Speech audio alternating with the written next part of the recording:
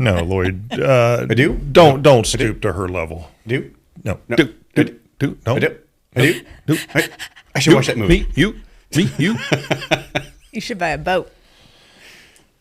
Well, I'll tell you what. You can buy me a boat. Oh my God! You can buy me a truck to pull it. You could just eat a man in a boat. What? Did you say eat a man in a boat? I don't think he gets it. No. And you know what? I'm very thankful I don't get it. You get you do you do you get it yeah you do. You should buy a boat. Yeah. Maybe you could be the man in the boat. I don't want him eating me. Anyway. Don't look at me. Well, do you want to introduce our guest today? Jamie? Yeah, our guest today is. Are we allowed to say his last name, or does he want to remain anonymous? Yes, we could say his last name. Okay, Lloyd Anderson is here with us from Armada Exteriors, it's a strip bar on the east side of Armada's of Portland. No. Exterior. Yeah. Close. Oh, yeah. Well, Lloyd, why don't you like introduce yourself? He's a fleet of exterior. Yeah. He is a fleet. What do you mean by that? Armadas instead of armada. Okay, wasn't that like a boat? The Spanish Armada. Yeah. It's the whole fleet, but he's fleets of fleets. Mm-hmm. He's because what? he's the S. Armada is a fleet. He's plural, right? And he's a plural, more than one fleet. But wait a minute, a fleet doesn't need an S. A fleet is a group of ships. Right, but he's multiple groups of ships. It's like geeses. Or gooses. Or many much moosin. Or mouseses. Okay, I'm going to tell you both as an English major for 2 years in college, you guys are far afield. Yeah. You are way off. I like how you tell us how wrong we are by simultaneously tooting your own horn. As an English major, you all way off. I didn't say it that way. First of all, what I'm doing is telling you how smart I am. And, well, I don't really. Toot, toot. Here comes the Jamie train. So it's Armada's exterior. It's a fleet of fleets. Yes. A fleet More than one fleet. What's that? Did you know that when you named your business that you were naming it multiple fleets of things? I did. Yeah, it doesn't sound like you thought it through, Lloyd. Well, I did, because Armada was taken. Just stick an S on the end of it. I did. It's different now. I had to incorporate. Every letter stands for one of the kids. It's an acronym for all the family. Hold Is on. it No, really? stop Right, it. go So through. every Swear to God, initial of your child ends up spelling Armadas, Yes. a fleet of ships. One of their letters, yes. So I took all three, your first, middle, and last name, and put them all. I put all of ours plus my father, my father-in-law, my wife, and I, right?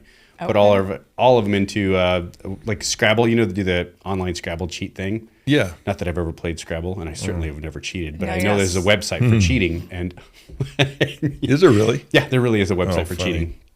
That's why no phones are allowed when you play Scrabble. Oh. You got to use your own brain hole. Your own brain hole. Yeah. As an English major, that should make sense. Yeah. Makes sense to the rest of the table. I never should have said anything. I never should have said anything. What else did you major in that we could tout for you today? I majored in I actually have a Bachelor of Science degree in psychology with a minor in counseling, and I have a master's degree in biblical studies, which is studying Greek, Hebrew, Aramaic, archaeology, that kind of a thing. So, how many languages do you speak? How many languages do I speak? I speak English and I speak Taco Bell menu. Okay. Okay. So, Chalupa how is many not on the menu anymore. How many degrees do you have? Whoa. What'd you say? Chalupa is not on the menu anymore. Is this true? Yeah. Why do you look at me for Taco Bell advice? I don't know. Quesarito's not there anymore. Mexican pizza I don't care about though. that. Mexican pizza is a staple, but chalupas are gone? Chalupa's ever gone. Why? Yeah. They took away the been, Baja. I'm pretty sure they've been gone for a while. Yeah. And what do they have that was, so the chalupa, is that the fried one? And then they had the other it's one like that was really good that It's wasn't like a thicker fried. tortilla taco Yeah, shell. yeah. But they had one that came out in like the late 90s, early 2000s. When Bullwinkle was their spokesman. Sure. And it wasn't a chalupa. Bullwinkle, It was. I feel like it was called something else. It doesn't matter. I don't know. Yeah, they had the aluminum ashtrays with the Bullwinkle's face on it. You could smoke in the Taco Bell. I don't think that was late 90s, early 2000s. I think Yes, that's, sir. No. Because I graduated in '94, and I remember smoking back in high school, and we could smoke at the Taco Bell. Okay, that's early Wow. 90s, my friend. That's. Oh yeah. Oh yeah. Why you gotta say that? Because I'm right. Because I'm right. Wow. I'm always right. She's got a major in Taco Bell. So Yeah, I know. So right? how many degrees do you have? I have a high school diploma. Okay. Okay, it's one more thing than what Lloyd has. I've got a high school. It's not true. I had 2. I printed them this morning. Well, And they're spelled correctly. We had an English major look it over. Yeah. oh, Yeah, because it doesn't matter how high it is. It's spelled the same. Yes. well. Speaking of how high things are, No, not right now. Not today. she was eating brownies earlier. What am I supposed to suspect? Early in the morning, Aaron's got I have to drive brownies later. with white powder on them. So, look at her. She knows it's How true. many degrees do you have, Lloyd? Yeah. 6 degrees of separation. There you go, Kevin Bacon. God, anymore now. It's like 2 degrees. Wait, how many degrees is it from Kevin Bacon? Remember the whole thing? You're 3 degrees or 6. Is it 3 or 6 degrees from Kevin Bacon? It used to be 6 degrees, I think, right? Everybody literally is connected to Kevin Bacon. But now, through a minimum of 6 people. Now with the internet, I feel like it's more like 2 or 3 steps. Yeah, It's gotta be. like the world is less global now. It's more. yeah. We're more global, but the world is much Yeah. smaller. Well, now. we have a lot more information now to connect people, right? Yeah, absolutely. Oh, where were we? We were I was asking Lloyd how many degrees he has. no before that, before Chalupa. You were talking about armadas. Oh yeah, the letters. yeah, and yeah. The So acronyms. Yeah. so So Desiree's D, obviously. right, yeah. Okay. And our last name is Anderson, name? so that is why there's so many A's in there. Is because our last name is Anderson. So yeah, Well, how many times is the word Anderson represented? There's only one A, right? Armada. There's yeah, but I think three Is it the A's. first A? Literally, it's written out in front of your face, English Oh, yeah. major. It- It's 3 A's. Armadas. 1, 2. It's not a word puzzle. give him a minute. God, you're so mean to me. I can't believe I do this each week.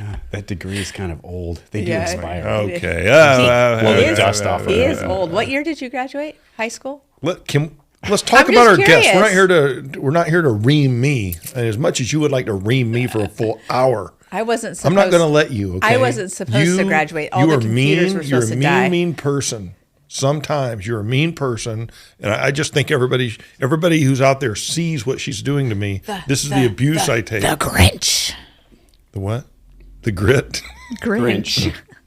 Yeah, that's you. He's old. He can't Can, hear. can we just get to our He's guest? really good with those So fingers. A is Is he that good with those fingers and everything? yes, he does? is every time. Yeah. Do you ever watch? I'm sorry, Lloyd. Could you repeat what you just said?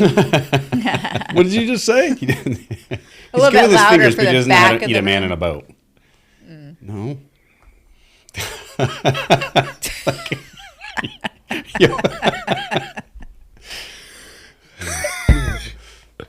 Boy, I think I'm probably red right now. Yeah, you are. Am I really? Yeah. But that's okay. God, Aaron does you've this got to that, me. You've got that skin. It's just I like know. I'm so pasty white. I iridescent. feel like a bottle of Elmer's glue. yeah. I'm so white, I'm clear. My favorite You're skin tone silver. is chrome. Yes. Yeah, you're like a vampire. I'm a silver surfer. When you go outside, do you sparkle? I don't know, but there is a funny story. I was at South Padre Island, southern tip of Texas, on spring break. Takes a sip of Back when I coffee. was, kids, listen, pull around the campfire for this story. I got up more early. I was playing basketball in college. I'm like, man, I got to stay in shape down here at spring break. So I was jogging down the beach early in the morning, and I'm jogging back, and my friends are making their way onto the beach, and they're just falling over laughing. And I'm going, I come up, and I'm like, man, what are they laughing about? And I'm like, you guys are just jealous because I'm out here staying in shape. Well, you guys are going to be fatties by the time, filled with alcohol by the time we get back to practice. And they were laughing because they thought that I was wearing long, really long white tube socks. and jogging on the beach, but those were my legs. Literally, that's not funny to you guys. You guys are just staring at me. That is hilarious. I kind of saw it coming. That is hilarious. As you started talking about it because oh my God. Facts. Okay, well, that was a waste of a story. Let's just move on. Let's get back to chalupas and armadas, fleet of fleets.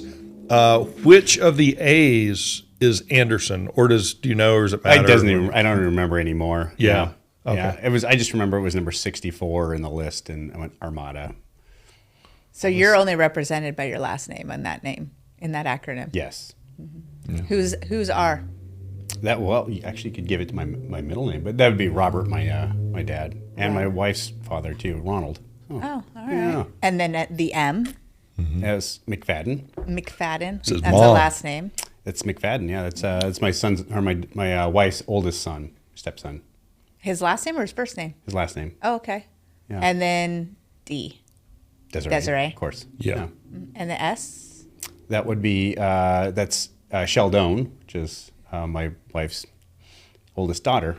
Oh, all right. Yeah. Very cool. I had no idea the history behind that name. That's right. I don't either. You did put a lot of thought into that name. Well, yeah, I just wanted an acronym. Mm-hmm. I had to put 3 letters from all the people that meant something to me into this little chat thingy, and it was before Chat GPT. And look at you using the internet to your advantage. Mm-hmm. Yeah, I had to Google it. Yeah. You know how hard that was? Remember those days you had to Google stuff before that AI? Before they told you what you wanted? Now you have before you had to ask and hunt for what you wanted. Now they just tell you. Yeah. Do you remember MapQuest? Oh my God. You had to print out the map. Thomas guide. The Thomas Brothers guide. Thomas Brothers, right? I had, it's like this thick. It was in the back of the car. Yeah, absolutely. So in Oregon, fun fact, you don't really need one of those when you live in Oregon because there aren't very many roads around here. I mean, there's a lot of roads, but when I moved to Southern California, it was a necessity. Really? I had to buy one. Yeah. So in Oklahoma, you don't really need a Thomas Brothers. It is like graph paper.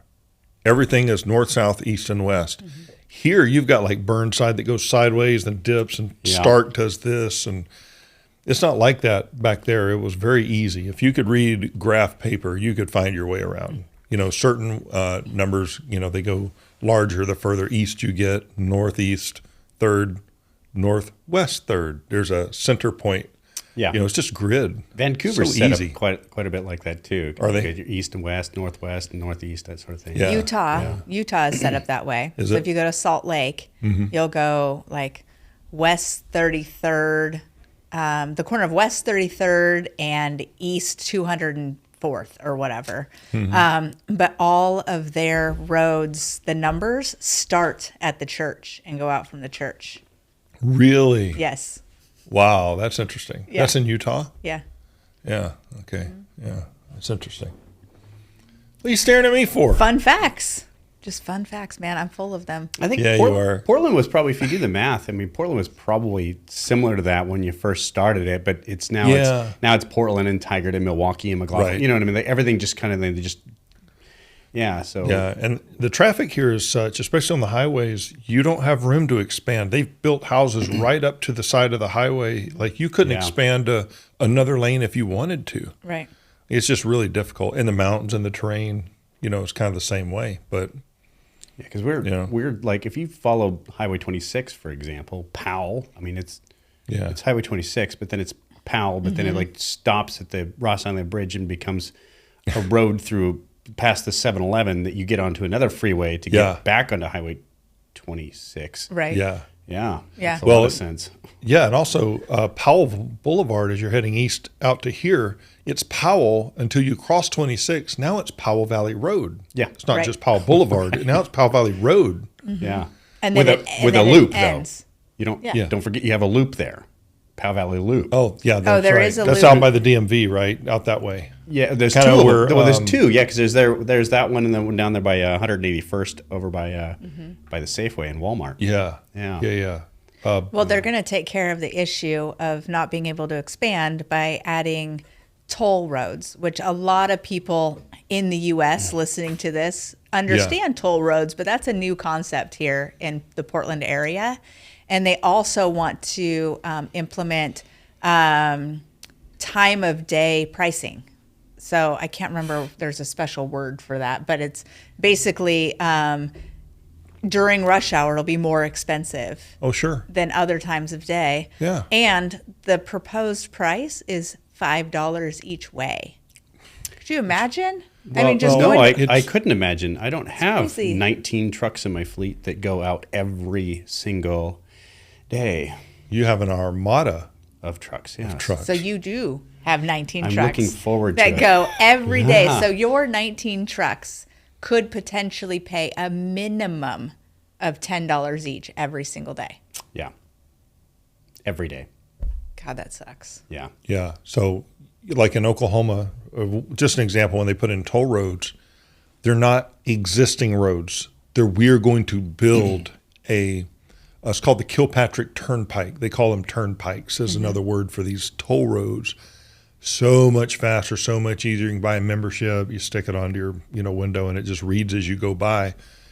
Fairly inexpensive. It's not forced. You have a choice to take the toll road or the turnpike, Kilpatrick Turnpike, or you can take the road everybody else takes, but you're not forced to do this. Oregon is trying to force this upon not just the commercial, but upon everyone. Right. They don't like the fact that you're going to have a choice. If you want to use this bridge, you are going to pay. That like what? Well, there's no surface road to get around. It's a bridge. Right. So Right. you have no choice, and there's no other bridge. So you could Go to Hood River. I mean, well, I think what they're going to toll is the 205 bridge, but not the I-5 bridge. But the I-5 bridge is the one that's really bad. Yeah. well, the Glen Jackson has long since paid for itself. Yeah, and so then they have- they're going to use there's that only one two to pay for the choices. other. So, Yeah, it's yeah. crazy. But the whole Yeah. thing is to offset the cost of, because the gas tax is supposed to be paying for the roads and everything. But then Yeah. you have a Tesla every once in a while. How are they paying their fair share? Well then, we just increase the gas tax and then give a bridge toll, right? So then all the Teslas will have to pay as well. Oh, and we got to repair all the stuff we let people tear up. So that's going to cost money too. Well, what they did also is they took, I don't know how much this cost, but they took a ton of money and put in bike lanes, which is fine and great. Yeah. But then they completely changed the traffic pattern. So I think, is it Gleason or Halsey where they have the parallel parking is basically in a lane, and then you have the bike lane, and then you have the sidewalk. And the idea is that the parallel parked cars will protect the bicyclists, but then they put in these pillars in between the parallel parked cars and the bicycle lane. So now the street sweepers can't sweep all the way up to the curb. So now all of the junk in the road is in the bicycle lane, which is super fun for bicyclists. That's as brilliant as like when they decided they wanted to add the bicycle lane along Powell over there, like 122nd area, our favorite place, the cleanest neighborhood in town. Now we have bicycle lanes. So it was 2 lanes before, and the light at 122nd and Powell is 15 seconds long. The traffic lines up all the way back to the 205, and you have tweakers cruising by on their little BM bike, shooting up, and clapping. It's like well intentioned, I'm sure, but not thought through. Yeah, kind of like when they legalized drugs. Yeah, or that was a great idea. Boy, we didn't see how that would play out. How would anybody have known? Well, it best laid plans, but they didn't have the infrastructure in place. It's like when you own a condo and you're part of the board of the condo association. Yeah. But the condo is in Portland, Oregon, and you live in Florida, and you could give 2 shits about anything that's going on at the condo. But the people who live in the condo association are saying, hey, like the simplest example that a friend of mine has given me. She owns her condo in a condo complex, but most of the owners don't live on site, but they're the ones that are part of the board. And she has a light that's supposed to turn on next to her front door, and it's a security light. Well, it turns on an hour after it's already been dark. So she reached out to them and said, hey, can we change these so they could turn on earlier? And their idea was, well, we would need to replace the light, and it wouldn't match the other ones. So we're not going to do it.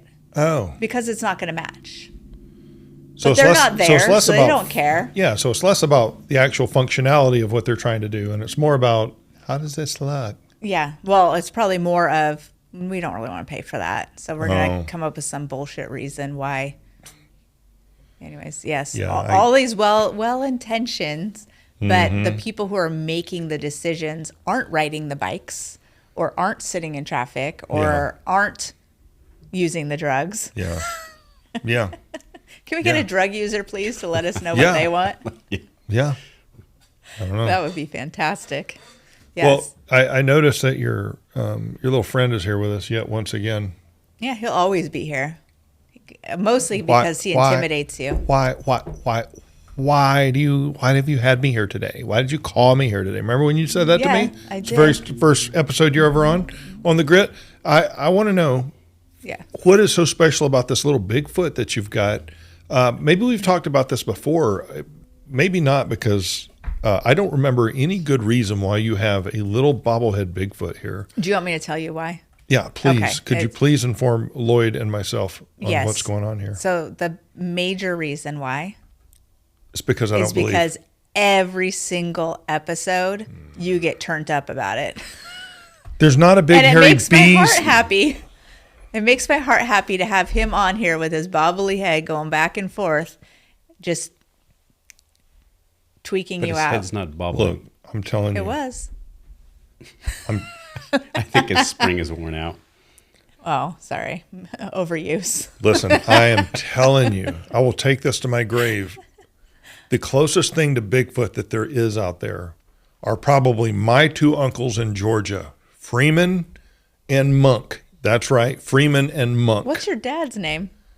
Or are those your mom's My dad's side? name is James. Are those your mom's side uncles or your dad's side uncles? No, that's my dad's side. And their name are Freeman Yeah. and Monk. His name is Mike, but he goes by Monk. Okay. And you leave him alone. These are the greatest men, salt of the earth guys. He has another brother named Melvin. Okay. This is Georgia, okay? It's just we have southern names. Okay, well, Freeman and Monk, and then you have James. It just feels like your dad got the short end of the stick. And Melvin. With the names. Yeah. Well, was your dad the first and he had to have the junior name and everybody else had something creative? so my dad was the oldest. Okay. He's the oldest. There and it he's got is. like 3 brothers and 2 sisters. Kind of a larger family. But Not for the South. Freeman was the coroner for the state of Georgia. He was an undertaker, basically. And if you look at him, he's usually smiling now, but before you'd look at him and he would just look at you like this. And you would be like, that guy's got to work in a morgue somewhere. He sure does. But He just those wanted are the somebody guys. to talk to him. Maybe so. Well, I don't know. He's a great guy. All of them are. But I'm telling you, the closest thing to Bigfoot would be back in the 80s, late 70s, when Freeman and Monk were walking around the woods. That's what you saw. You didn't see Sasquatch. You saw Uncle Freeman and Uncle Monk walking around in the woods. That's what you saw. Look, if there was such thing as a Bigfoot, there would have been a redneck somewhere in Georgia would have shot it, laid it over his hood, and paraded it through town at 2 miles an hour. Because I've seen squirrels on hood of cars, possums. I've seen everything that God has given breath been shot and wrapped around the hood ornament sometimes with the tail and just hanging across the grill. Okay, that's just the way it is out there. If there was one of these, if there really was one of these, it wouldn't be in the bed of the truck hidden. No, it would be on the hood. Nobody can look. I've been to the museum. Okay, impressive. That's just wonderful. Wonderful, all the evidence. And that's just wonderful. But the fact that no redneck has shot it and laid it across the hood is the strongest evidence that there is. Have you not seen Harry and the Hendersons? It's a biopic about Bigfoot. So I'm an avid hunter, and every year I go out to do elk and deer, and I go deep into the woods. Mm-hmm. And while I'm there a couple of days before hunting season, opening day, right? Because you got to get set up. You got Squatching. All the things. You have to be very quiet so that they start coming in. So you get there a day. You don't show up, jump out of your truck and start packing, packing heat. It's not how it works. You got to get there a few days early. And during those few days, you start tracking, and then you do shed hunting. Yes. Because they shed their antlers. So you find those, and then You keep them, you do whatever you want with them. They're just arts and crafts kind of thing. But there are people that go out into the woods every day of their life to do rock hounding, to find, crystals and that sort of thing, right? And sheds, so they can do this every day, or even wood. They'll find old pieces of wood.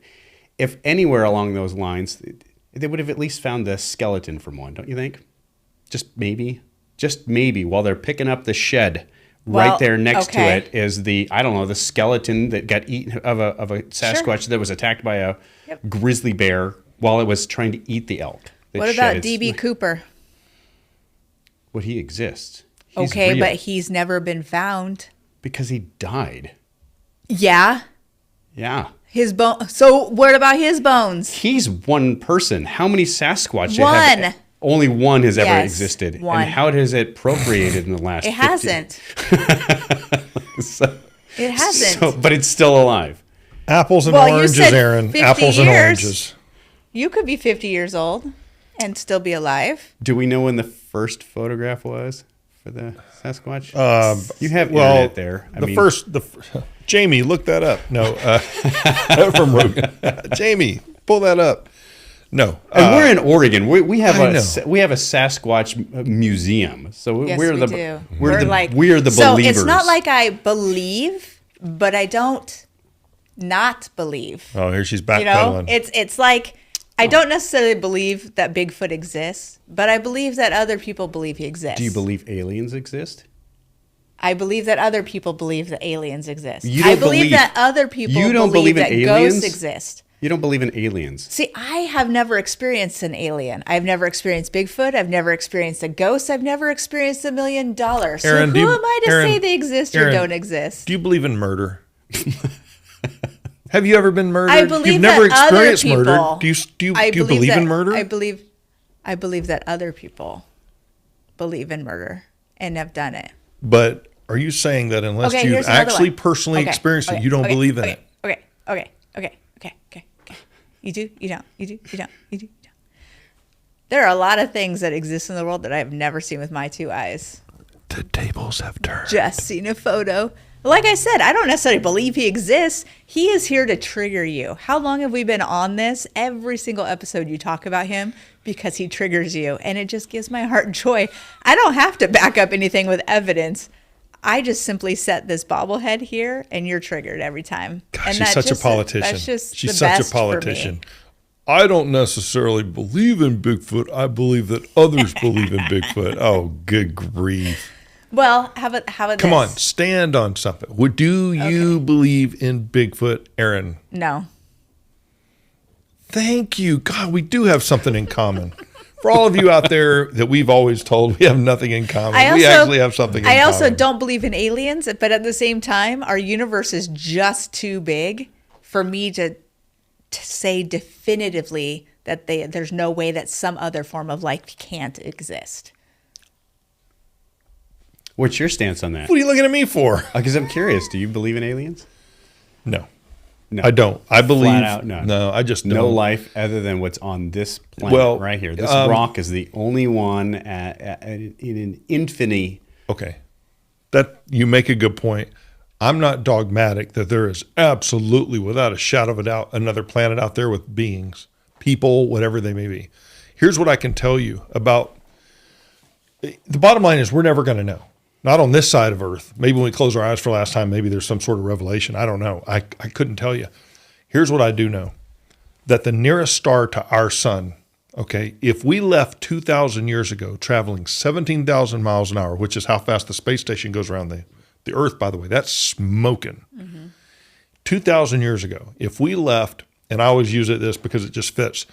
You look at the day Jesus was crucified, okay, that was 2,000 years ago. And we took off at that moment 17,000 miles an hour towards the nearest star to us.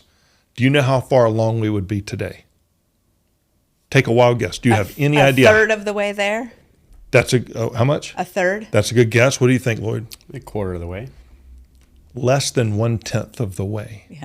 We're not going anywhere. It's so we far are not away. exploring space. It's not going to happen. Okay, Well, that's us. But what about them? that is us.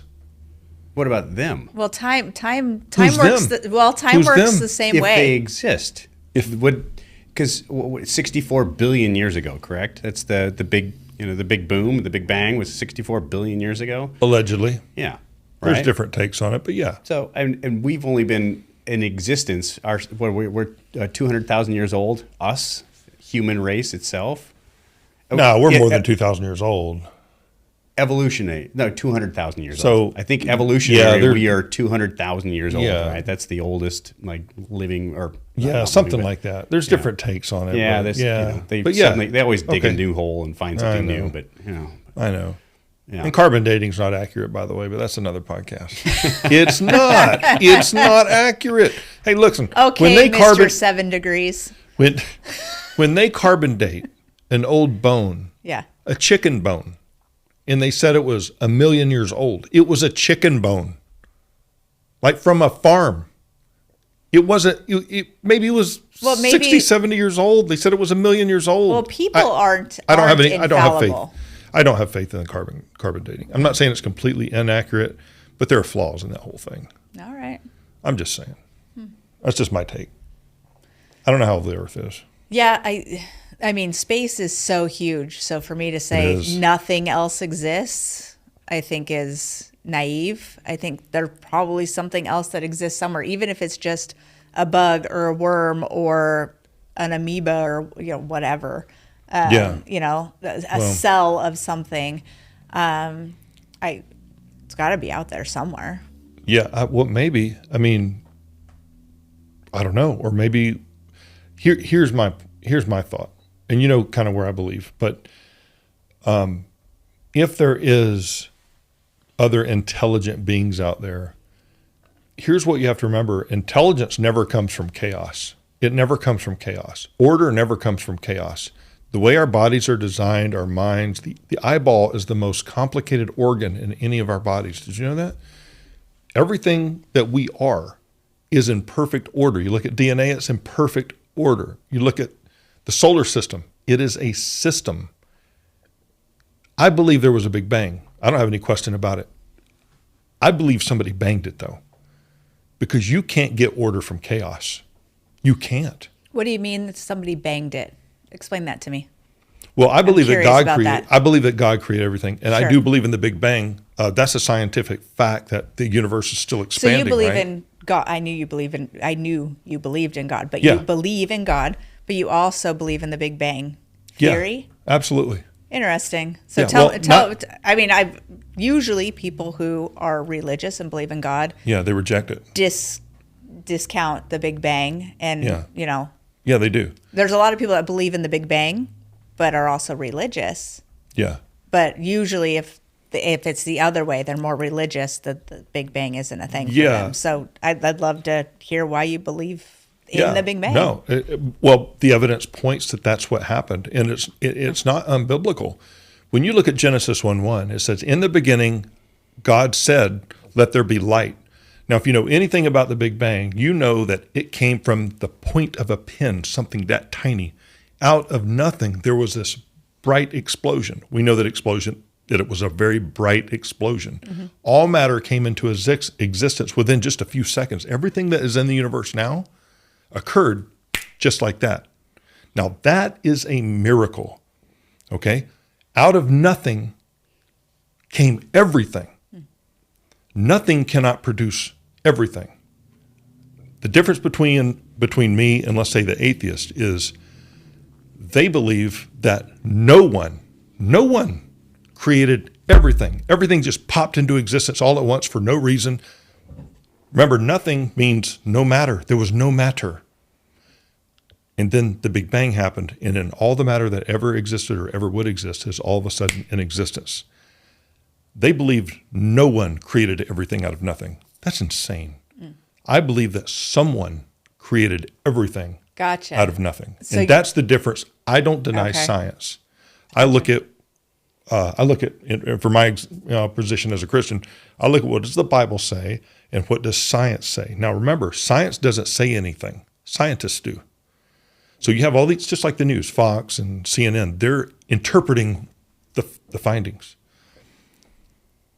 You don't find science disproving what it says. In the beginning, God said, "Let there be light." And the Big Bang is exactly what someone like me would imagine that would have looked like. A huge flash of light, a huge flash of explosion. Everything came from nothing. Now, how often does something come out of nothing? Why don't Teslas just pop up in my driveway? Why don't MacBook Pros just pop up on my desk out of nowhere? Because never, ever in all of human history or any history that you find anything recorded where something came out of nothing. It is always someone making something out of something. And in my view, only God, or a God, whatever you want to say, but in my view, only God can make everything out of nothing. No one else I've ever known or even read about has the ability to do something like that. But that's my little diatribe. That's kind of where I sit. You asked. I did. You asked. Well, and your soapboxes are many. And then when I do ask, I prepare myself. I know that it's going to be a long answer, and that's fine. Because I was curious, because not everybody who is religious believes in science. Right, and vice versa. My point is you do not have to commit intellectual suicide to believe that there's a God who created everything. Mm-hmm. As a matter of fact, just basic logic will tell you that it's unacceptable that no one created everything out of nothing. That makes that doesn't even make sense. At least not I'm a very logical person though. That would be an irrational belief in my view. All right. But anyway, I don't know. Okay. That's where I sit. Well, I appreciate the opinion because it affirms my own belief. I'm right on board with that because, you picture nothing and you picture a color as white. Is there nothing? No, because that would be something. Yeah, it would be nothing. But you're going to tell me that some kind of a molecule exploded against another molecule, and then, well, where did that molecule come from? You know, everything comes from. Yeah, because when you walk it backwards, it comes down to even Einstein. He wasn't a Christian or anything like that. I mean, you walk it all back. The universe had a beginning, and if it had a beginning, it had a beginner. I mean, what caused the great cause? What caused the Big Bang? It's the immovable cause. You know what I mean? And the reason why a lot of scientists refuse to accept that it was someone who did it, here's what they tell us. They say, tell us how everything began, but you can't use God as an answer. No wonder they're still going in circles. They've removed the one answer that I believe is true. They're like, look, tell us who built this camera lens, but you can't say Sony did it. Who built this now? How did this come to be? But you can't use Sony as the origin of this. That's unacceptable. Now tell us, how did it come to be? Of course science is running in circles. You've removed the only answer. You said, don't even consider that answer. We're scientists, not religious. I would argue to say that evolutionists, that is a religion. Okay, evolution is a religion, is a belief. You can't replicate that in a laboratory. Yet we must believe this. If you don't believe in evolution, you're crazy. Well, wait a second. What about independent thought? What about? I think that evolution can be recreated. In a lab? Well, not necessarily in a lab, but just over the years. I mean, like take dogs, for example. They were wolves, right? And evolutionarily, we decided to do this. We changed the genealogy, and now we have micro pit bulls and like poodles that fit in people's purses. I mean, and German shepherds with huge humps and right.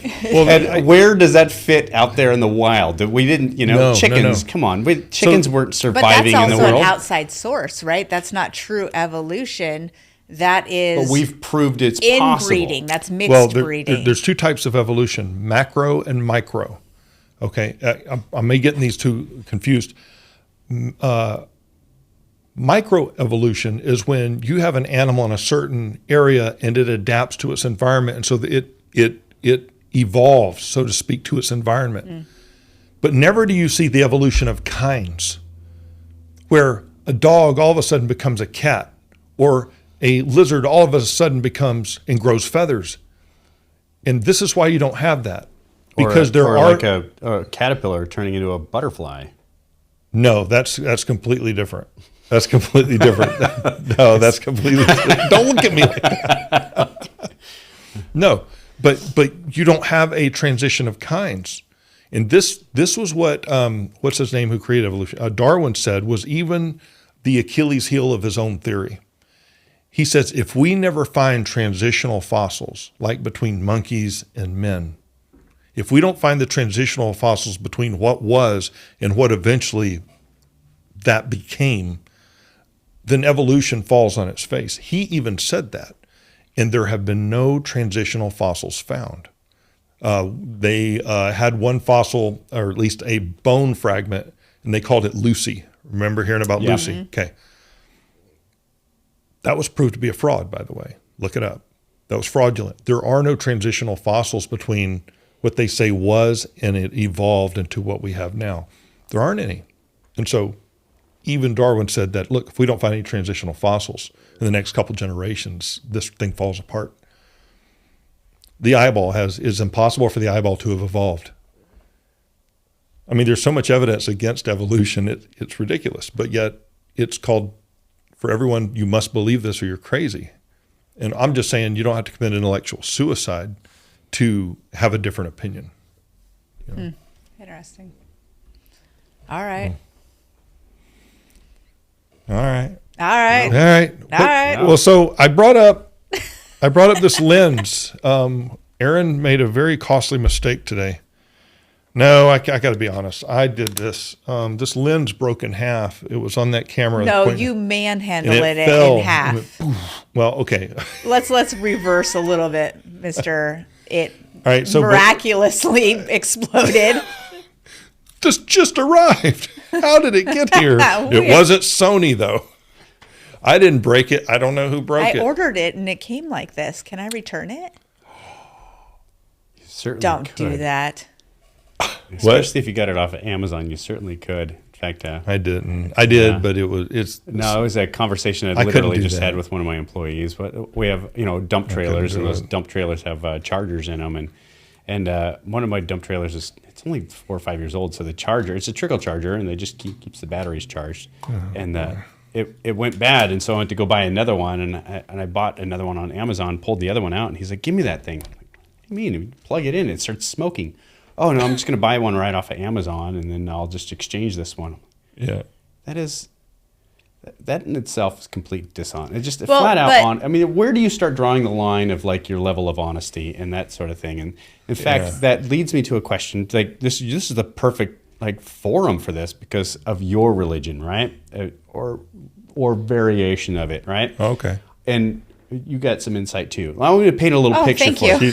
I'm so glad I could be included in the conversation here. I want to paint. Let me paint a picture for you, right?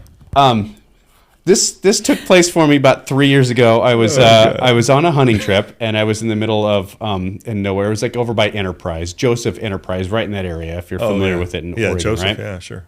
Yeah, Sasquatch. So, because that was the last sighting. I was on my way out there, and I'd taken my trailer out there. I got camp set up, and then I decided, and I'd always heard stories about how great Enterprise was. It's such a beautiful town. So I thought, well, shoot, I'm not far away. I'm maybe I'm about an hour away from Joseph, so I'm going to drive into town. And I dropped my trailer off, and I had to go back to work. So my trailer, my camp, and everything is set up. And so I know that I'm going to be heading into work, and I'm going to leave my camp there for a couple of days. And, it's fine. No big deal. I'm going to come back, right? But I've got my truck, and I've got my hitch, and I'm ready to go. I'm heading back to work, but I'm going to check out Enterprise before I go. So I go driving around the town to see how beautiful this town is, right? And I come around the corner, and out in this giant field, there's not a nook, cranny, telephone pole, or mailbox for miles. I'm just in this field, and there in my eye is this Sasquatch. No, it's a fascia machine. A fascia machine is a giant gutter machine sitting on a trailer with all 4 tires inflated. This gutter machine at any minute would sell, like in Portland, would sell the next day $10,000 just out of nowhere, instantly. And there it is, just sitting in this, and I'm looking around going, I'm not kidding, there's nothing, no house, nothing. This shit. Like you'd have to look up property records to find out who owns that property. Because Yes. there's no door to knock Yeah, on. there's nowhere, nothing, and I'm probably 3 or 4 like city blocks away from the highway itself, and I had just drove in earlier that day, so I know there's nothing on the way out to. You could grab it and jump on the highway and be easy. gone. My brain literally went, that is easily today Mine. $10,000. If I want this thing, I could have it. I just take it into town. I put it on Craigslist or anything. No one in enterprise. I mean, my brain is processing all this information, Yeah. right? How quick and easy could this be? 10 grand now, easy, no problem, Lloyd. Yeah. God, that is disgusting. What an horrible thought. Why is this even in my head? Why am I processing this information, right? Because you're human. You would think so. This is where my Yeah. this is where This is my humanity. but this is where my question comes in. Oh. So I obviously I leave the machine there. And I head into town, and then but I'm struggling with this thought in my brain, right? Yeah. I'm struggling with it because I'm thinking, is it my childhood? Is it where I come from? Is it like, why are those thoughts in there? I'm like, I would never do this. Is it it's such if it's something I would never do, then why is that impure thought coming into my head? Yeah. Because you're not going to rape anybody, right? Would you do that? No. But you don't think about it. You don't see somebody in the field go, oh, Right. That impure thought does not sneak into your head unless you're, when you're on the croc side somewhere else, Yeah. right? But that gutter machine, you know what I mean? Like, right? So I get into town. I'm struggling with this, and I have a friend of mine who was born and raised in Romania, right? Comes from a fairly affluent lifestyle, right? So those kind of thoughts where I'm like, and I know this guy is very pure, and I think, man, I'm gonna have to. So I decide after my can't hunt trip, I'm struggled with it, right? I get back into town, and I call him up, and I paint the picture to him, and I'm describing it like as I'm just going through the town, and then I just come through into the field, and there it is. Like I'm not provoking him to any thoughts, right? Yeah. And he knows, because he's in the same industry and has machines of his own. He knows how quickly this thing could sell for 10 grand today, right? And I explained it to him right up to that moment. I'm like, and there I am in the field, man, and there's this gutter machine. And I want to know, what is your first thought? Who in the hell would ever hang fascia in Enterprise, Oregon? Like, because it's fascia machine is just not, this is a Northwest Portland area only.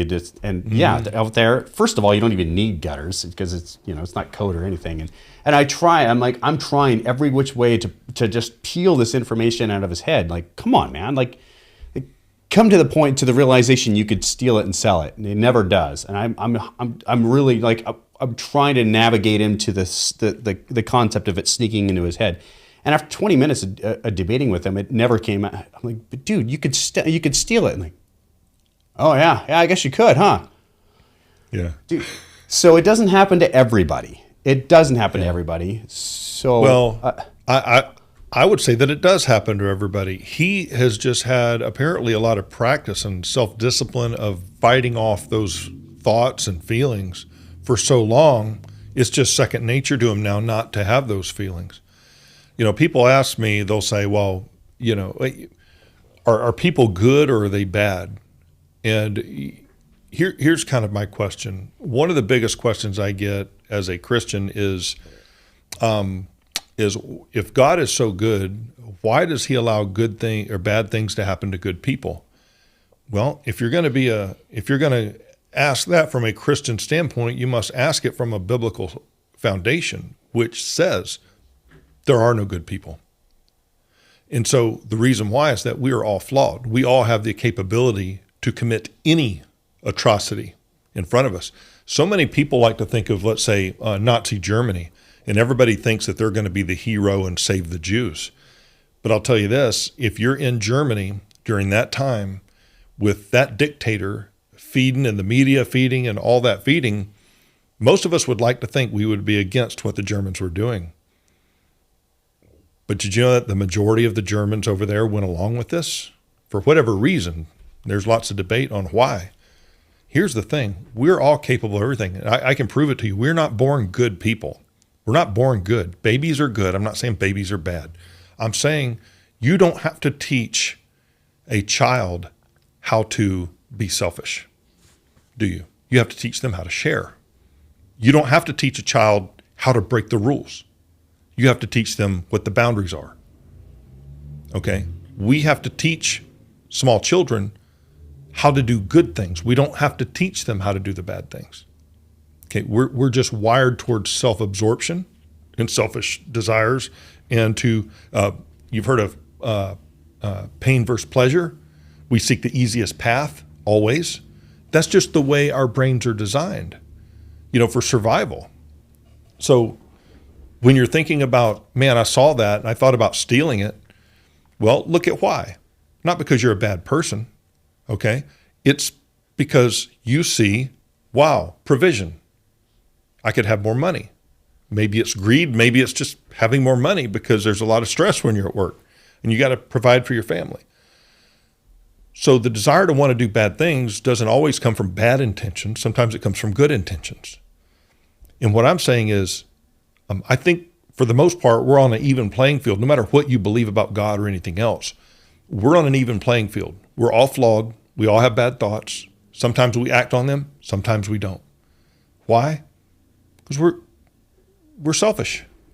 And I think that's the bottom line answer for me, is that we're all selfish, including myself. I'm bent towards doing what's best for Jamie and what Jamie wants to do. Even if it means it makes you feel bad or it makes Aaron feel bad, But I think we're all kind of bent that way. It's a lot of work to share. It's a lot of work not to do what we know could benefit us. And that doesn't make anybody better than anybody else. I'll tell you what, I am capable of the worst things. Not a lot of the worst things, but I think we all are. I think, with thoughts like that, they come into my mind all the time. I think what makes the difference is not that we have the thoughts, but how we act on them or don't. Yeah. And that's the difference. The fact that you had the thought and then you struggled really hard as to why you had that thought says a lot about your character. I think it's okay to have thoughts, but it's not okay to act on ones that will hurt somebody else in some other way. There's plenty of times that people have thoughts of like harming themselves or harming others or stealing from somebody, but then they think, oh, actually, this isn't an okay thing for me to actually act out because it would hurt this person or hurt me, or it's just not okay to do. You see this a lot in business where people want to keep their own secrets close, or what they feel like is their own secrets. It's not a secret. It's just you were successful in one way, but you just won't share it, which is why now it's a secret. And they don't want to share with everybody else because they feel like there's not enough to go around. Therefore, I have to keep this to myself and not share it with you. I think that kind of goes in the same realm. Of just keeping that selfishness that you were talking about, or the scarcity feeling of, well, what if, there's nobody around, there's nobody watching me. Yeah. I could do this. And who am I to harm? And there are some crimes that are victimless crimes, right? But there's many more that have victims, and it's your empathy that kicks in, and those thoughts of, I can't do that actually, because not only will my integrity be bruised, but it hurt whoever is the owner of that thing.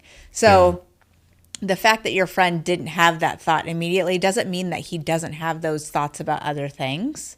But maybe when you were telling him about this machine that is very valuable in the middle of this field, maybe he was more thinking of, oh my God, that's so awesome that you happened upon this random machine in this field, and that didn't trigger in his mind, oh, you could steal it and sell it, because he wasn't there in the situation. But maybe if he was the one that came across it, he might have had that thought. No, I know I've had that same kind of consideration too. That just being in that situation is what provoked the thought. But then, you were by yourself. Yeah, there was nobody holding you accountable. But then at the same time, let's take to consideration. Let's remove the machine, and then let's just arm you with some kind of like a plastic gun that will shoot a plastic projectile that can't be, you know what I mean? And you happen upon like an ice bullet.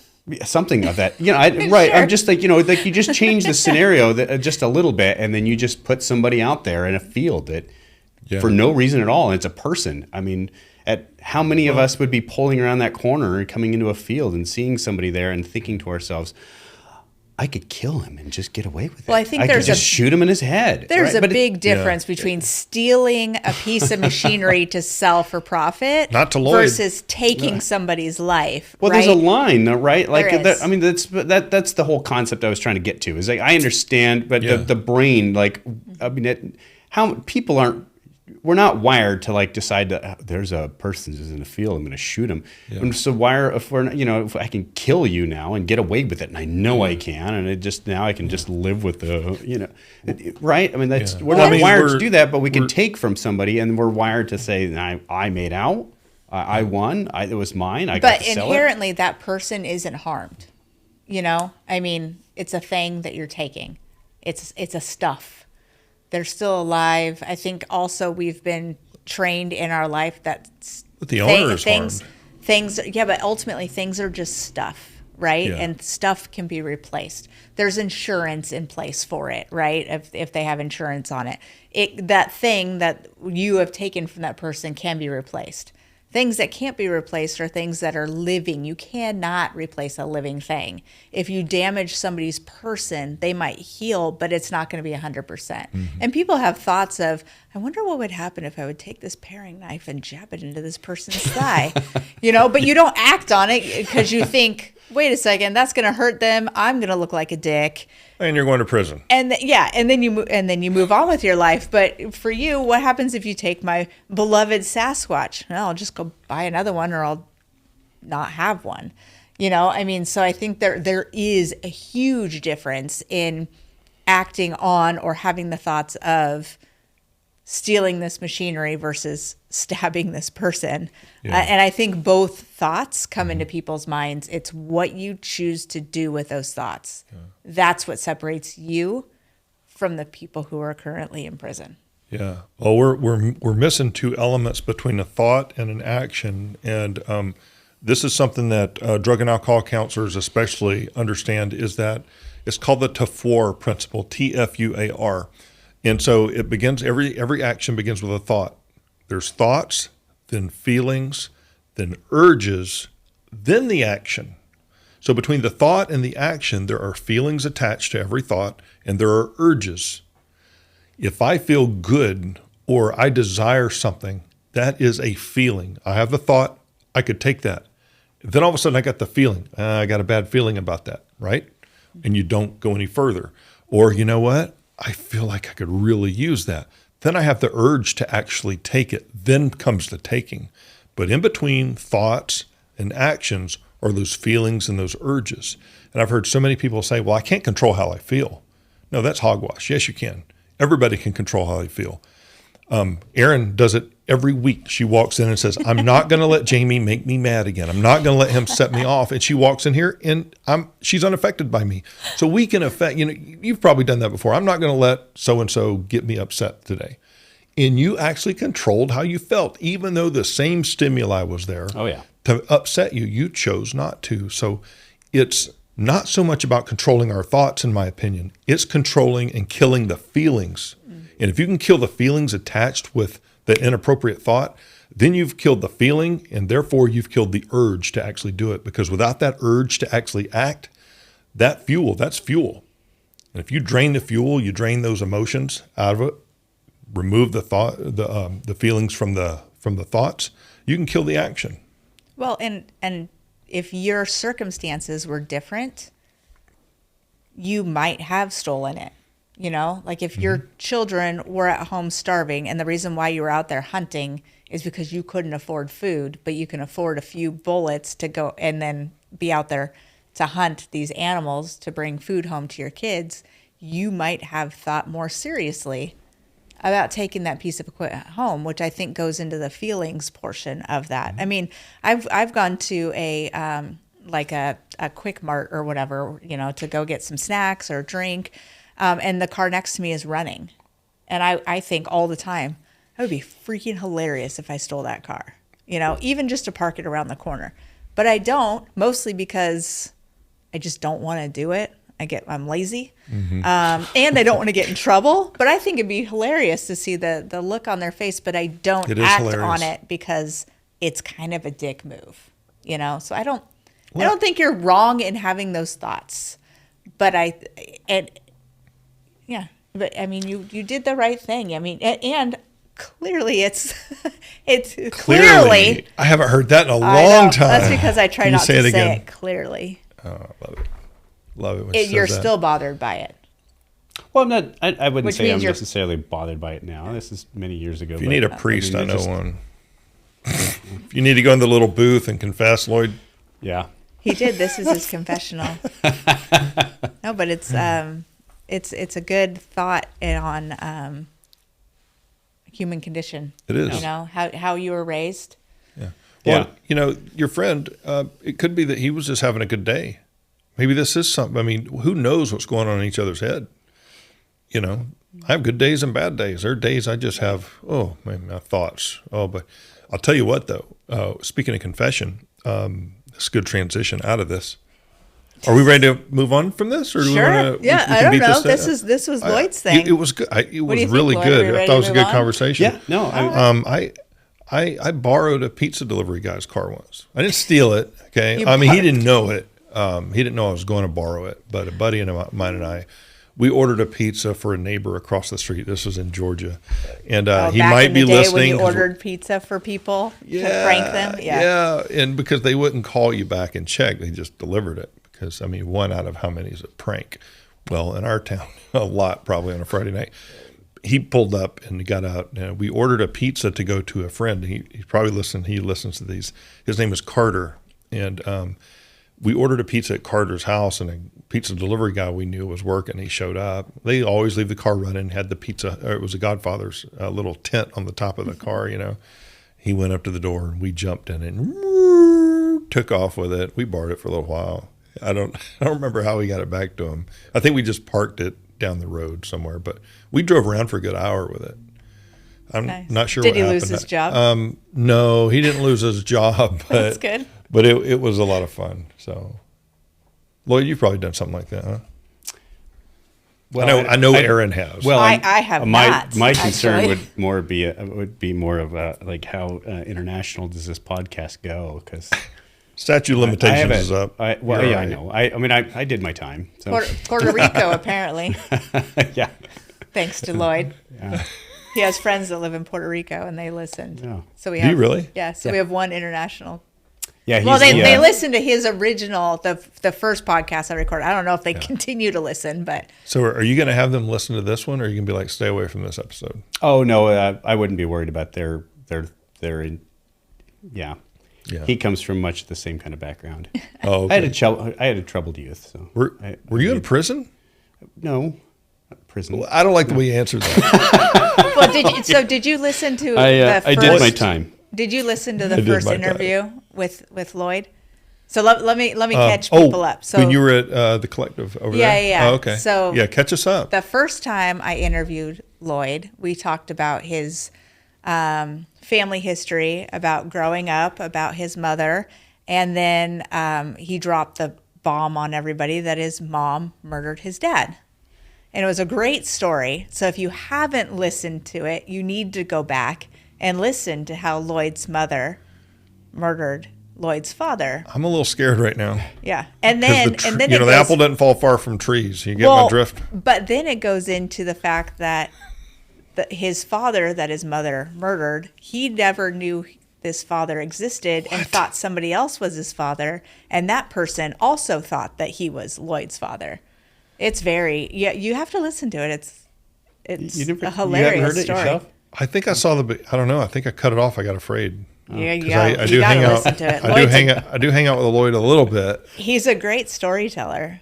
Lloyd is? Yeah. And you've continuously researched this about your in fact I'm going in August. I think August. We're flying into Florida to meet my biological father's sister. Wow. Wow. We'll see how that plays out. Have you gotten anything else since I spoke to you last? Because the last time I spoke to you, you were going through records. I did, and the records, they couldn't find anything. I couldn't find anything from Multnomah County. The sheriff's department that's on the arrest record for my mom, that was in Beaverton. That police department's long since been torn down and is now some kind of a home development over there now. But I did Ancestry. Because the last one was 23andMe, right? Which kind of led down to that path. Sure. But I just did the Ancestry thing a few months back, and that's where I found his biological sister. So okay, she's given me a little bit of insight, and she's very, I don't know. I think she just wants. She's standing. I don't know, for whatever reason, she's not giving me a lot of information. Well, you don't know your dad, so you can talk about it disassociated from it. She was his sister, so she's obviously going to be a lot more emotional about it. Well, she just hasn't given me a lot of information. She's looking forward to meeting my wife and I when we fly in. But I'm sure she doesn't have very good feelings about your mother. Well, I don't know. Okay. Well, my mom's long since passed away, and she's never heard of it. She said that her brother was a carny. Really? Yes. So that he ran the tilt-a-whirl. I don't know. He was a carny, and that she was like, it doesn't sound right because he was back in the 70s. He was a carny, and he was in California. So he may not have been murdered by your mom. I don't know. She thinks that it was she. So I sent her the arrest record thing, and she's I haven't talked to my brother in a lot of years, and her exact words were, I haven't talked to him in over 20 years. And so 20 years, I'm 40 something. So you do the math, that he's still alive to her knowledge. But he is he's a practical joker. And that she thinks that if anything, that was a falsified record that they put together, which was why maybe Multnomah County and everybody can't. Yeah. So he may still be alive? Maybe. Yes. I don't know. Oh, what? Right. That's why I'm like, I'm just going to go out there. I'm going to meet with her. I'm going to get more information, find out what is true and not. Stop. They were on. It wasn't Jerry Springer. It was the Ricky Lake show. The Ricky Lake show. What? I used to have the biggest crush on Ricky Lake. She was so cute. Sally Jesse Raphael. Like which one of the Ricky Lakes? When she did the what movie was it? She was the dark-haired lady, right? Yeah. When she was in her show, she was all right. Yeah. Before that, she did a TV. She was an actress. She had some work done, right? Well, no, she was. Remember, she lost 180 pounds. Yeah. She was a big girl. Rachel Ray. So my question is, which one of those Ricky Lakes did he like? Yeah, so he was on the Ricky Lake show You were literally using your real name. Yes. Yeah. Yeah. So when you say Springer, I mean, yes, it was. Yes, they did. No way. Yeah. Oh, now he's gonna look it up. There ain't no way. Yeah, I've tried to find the episode. Somebody's got it on I don't have video VHS. VHS, yeah. Yeah, I think I tried to look on YouTube, but I didn't spend very much time on it. Yeah, but I was on. I don't think I want to watch it. I'm scared. I don't think I want to see it. I want to see his mom because she's on there. Yeah, and that's probably about the only video you probably have of her. No, I've got video of her, but yeah, you know, they're not because she died of lymphoma. So those videos are near the end. And let me speak for the both of us. Because she'll never say it. I'm really sorry about your loss. So, no, yeah. I wouldn't even thought of thinking about it. I'm already on to the next subject, so you're absolutely right. You know what? Let me pause. She might be better at this podcasting thing than you. We got to pause here for a second. I want to say something. Yes. I absolutely love you, and any viewers out there who think I'm being mean to Aaron, you're right. I am being mean to Aaron, but that is my love language. Would you agree that's my love language? Do you take being mean is your love language? I think being sarcastic and snarky is our love language to each other. Notice she said our love language. Okay, so and I don't take offense to any of it. If I did, I would tell you. Okay, because I'm inevitably going to get people talking about behind my back. He's so mean to Aaron. He shouldn't have said that to Aaron. I feel like I flick it right back. You do, but okay. But you know, But you're bigger than me, so No, people feel bad for me. The day and age we live in, can you believe what he said to her? Yeah, I know. I know. If you got a problem with the way I talk to Aaron, comment on one of our social medias so that you increase our algorithm. Thank you very much. We had that this week. Yes, we did. Didn't we? Yeah. And thank you, whoever that was. Keep listening. Yeah, absolutely. Yeah. Well, before we started talking about the past podcast that you were on, you were asking us if this podcast goes international. What were you going to say about that? Well, I'm curious now what was going to come out of your mouth. Just how much of my past I would be interested in revealing. Well, I'm thinking he's part of Hamas or something. Why does it matter if it goes international? I'm curious. Well, it's not about it. Just like because I have a very troubled past. So how many people and people that know me personally, I'm not worried about that have known me. How troubled is your past? It's troubled enough. Could at this point, if you said anything about your past, no, I couldn't get in trouble. You couldn't get in trouble. You've already gotten in trouble. Yes. Okay. I've done my I would time. say just share it with us. We promise that we won't tell anybody. Yes. Yeah, let's hear the dirt. Right. Give us the worst thing you've ever done in your life and how it felt. We want every detail. We have right now we are definitely building our audience. So if I'm going to be perfectly black and white with the people out there, we probably average around 30 listeners per episode. 30, I would say 30 to 50 per episode. We all know that people they think they hear your past and they start portraying your past as part of your present, and then your behavior today is the same as the behavior as yesterday. We all grow and we're all very different. Yeah. I'm not the same person I was through high school. Was just troubled. I got beat up a lot all through middle school was the worst, man. Through 6th grade, middle schoolers suck. All the way through, man. I got beat up every single day. I'm sorry. We were poor and I apologized. I have zero tolerance for bullies. Break from the podcast. My brother used Aaron to get has bullied. a heart. My brother used to get bullied. Really? Yeah, he is a nerd. Was a nerd. And he got bullied all the time. And Trekkie or Star Wars? Star Wars. Okay, well, he's not that big of a nerd. It's those Trekkies. They're the really weird ones. You know what I mean? I love Star Trek. The Trekkies. I like both of them. I like. Do you both. really? I like it's both. the Trekkies that end up driving ice cream trucks around neighborhoods. You get my drift? Oh. Okay. I'm just saying. I'm just kidding. Well, you can dish as much or as little as you want. Man. There's no judgment on our side. It's just shock and awe at this point. Yeah. You want to talk about a trashed reputation? Yeah, that guy, trash reputation, dude. Dumpster fire. You literally cannot have a worse reputation than what I had. Now, granted, it was unjustified. However, even though everything came out in the wash, I'm clean. It doesn't matter. People still judge you. People will still, and they, and I've come to the conclusion. Still judge you. Well, I appreciate that. And, I think anybody who knows me knows that whoever those people are, I really don't care. It really doesn't bother me a bit because there's a difference between ignorance and stupidity. Ignorance, I feel like I want to inform them so that they're not ignorant. Ignorant is not an insult. Ignorance is somebody just doesn't know something. So I'm ignorant when it comes to mechanics. I'm ignorant. I'm not stupid, though. Stupid is knowing the truth and then rejecting it anyway and saying, nope, I'm going to believe what I want to believe about you or whatever the case may be. That's stupidity when you look right at whatever the truth is, whatever it is you're talking about. Like, let's just say my case, okay?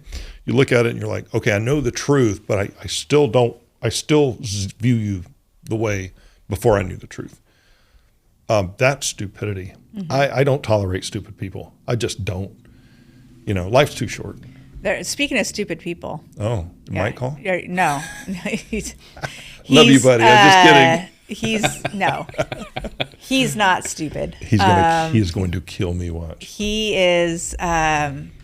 He does listen though. My daughter said the cutest thing. She was telling Kayla about my podcast because Kayla asked if Isabel, my daughter, ever listens, and she goes, no.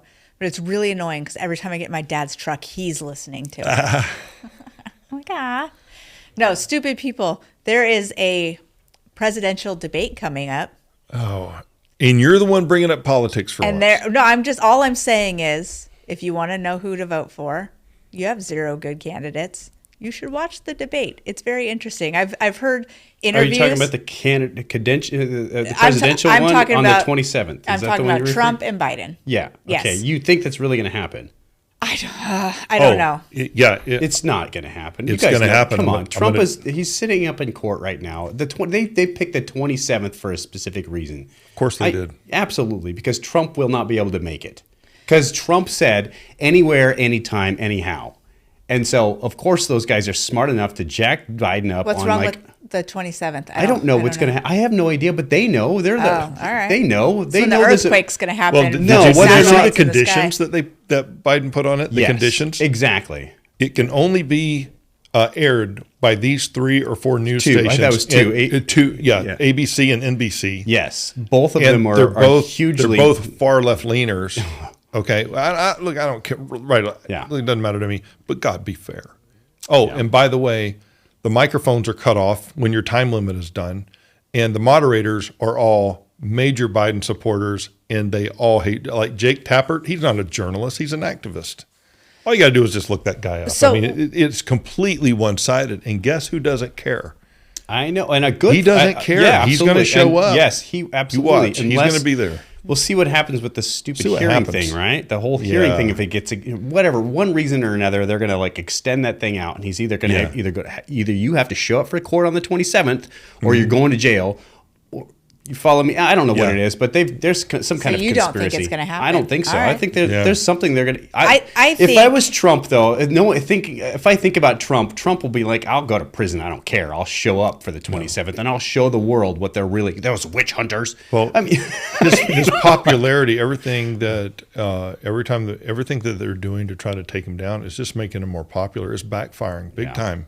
I mean, there's at least 2 or 3 states that have never been won by the Republican Party that he's now leading heavily in. It's like, wait a minute, what's going on here? And, you know, it's been such a travesty. You want to talk about a victimless crime. Like, there's no victim to this to this real estate crime, et cetera, that they're going through. There's, you know, and here, let me just be honest with you. It may sound like I'm pro-Trump. I'm really not. I'm pro-America. I'm pro-good policy. I'm pro-good economics. I don't think Donald Trump is a good person. I don't. I think he's. I don't even know where to begin. Yeah, he is. But he knows his name. He knows where he's at. He doesn't need a teleprompter, and he's a brilliant, absolutely brilliant businessman. I believe we need someone like that in the White House. Not like him personally. So don't go be like, you love Donald Trump. No, I don't love Donald Trump. I love his policies for the most part. And Biden has. And I don't even, honestly, just to be fair to Joe Biden, I think he's old. He's a figurehead. He is not running this country. He has not been running this country. I think the people behind him are. But he does, like, he is, I wouldn't put him in charge of the self-checkout counter. Okay? And there literally has no job description. You watch the self-checkout counter. Can you imagine Joe Biden taking your order at a local coffee shop?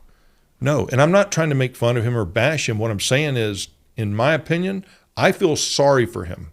I do, because I have a soft heart towards older folks. This guy, he can't manage himself. And yet he is thrust out there, in my opinion. Okay, and I don't think I'm wrong. He's thrust out there. He reads the teleprompter. Biden, 4 more years. Pause. He said pause. Like, this has happened over. He's falling down. He tripped again this last week. I wish people would stop making fun of him and start just having a heart for this guy. I mean, he's just. It's he's sad. An old it guy. really is sad. He can't do this again. What's he's destroying the country, or whoever's behind him is. What's frustrating me, as a citizen of the United States, is that I am not given quality candidates. I mean, you might. I have a visceral disgust for Trump as a human being. He is not a good person. And if he was never president, he was never put on this stage, if he came to one of our Chamber AM meetings, we would promptly ask him to leave. Please leave. You are not a good human. You make everybody very uncomfortable. GTFO. And then you've got Biden, who you just said, right? He should be out to pasture. He should be somewhere living it up with his feet up with an ice water and the villages in Florida. Whatever. Yeah, go hang out, man. Go hang up your loofah. Choose your color. And so what pisses me off is that the quality of candidates that we are being presented with is not okay. It's just not okay. Mm-hmm. So I hope that the debate happens but also if the debate does happen and it's very biased, that's not fair either. I want to hear what they both have to say. I would love to have one of those City Hall MTV moments that Bill Clinton had. Oh, yeah. You know, boxers or briefs. You know, like, let's ask them, and those aren't real questions, right? But let's ask them things that they're not prepped for. Sure. And see what their reaction is. What is your response? I would love that. But you know who can't handle that, right? Nobody. No. Biden cannot handle questions off the fly that he is not prepared to answer. He has cheat cards. He has, he can't think on his own. And that's sad. I'm not dogging Biden. I'm just saying, look, this is what it is with him. He can't do it.